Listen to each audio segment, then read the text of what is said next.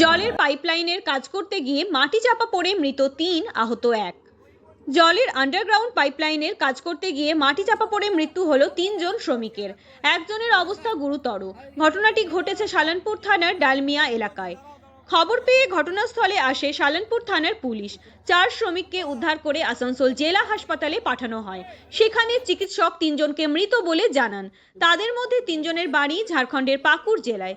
ঘটনার পর ঘটনাস্থলে আসে জেলা প্রশাসনের একটি বিশেষ টিম। এই বিশেষ দলে ছিলেন আসানসোল মহকুমা শাসক, পিএইচই দপ্তরের আধিকারিকরা, সালানপুর ব্লক উন্নয়ন আধিকারিক সহ অন্যান্য আধিকারিকরা। তারা ঘটনাস্থল খতিয়ে দেখেন।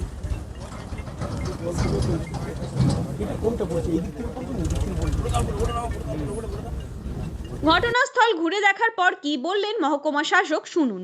শাসকের নির্দেশ অনুযায়ী এখানে এলাম। একটা খুব দুঃখজনক ঘটনা ঘটে গেছে এখানে।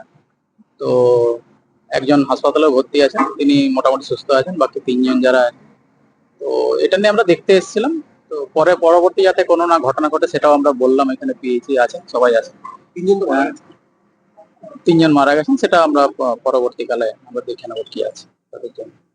তাহলে ডিটেইলস পর্যালোচনা করা হবে, জেলা লেভেলে পর্যালোচনা করা হবে বা স্টেট লেভেলে পর্যালোচনা করা হবে। তদন্ত কমিটি গঠন করে কি কোনো তদন্ত এখন সেটা বলা যাচ্ছে না। ঠিক আছে, ঠিক।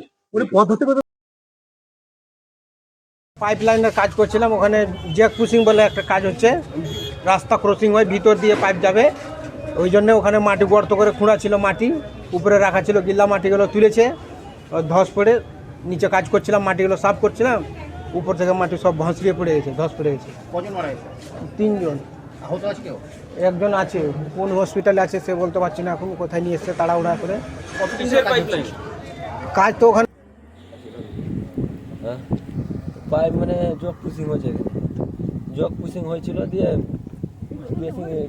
এমএসের পাইপ আমরা ঢুকেছিলাম, দিয়ে এখানে পানি ছিল দিয়ে ধসলা ধসে। কতজন ছিল? 4 জন আমরা দেখে গেছি। 1100 লাইন পড়ছে হাইওয়েতে, আমরা ছিলাম 4 জন এখানে।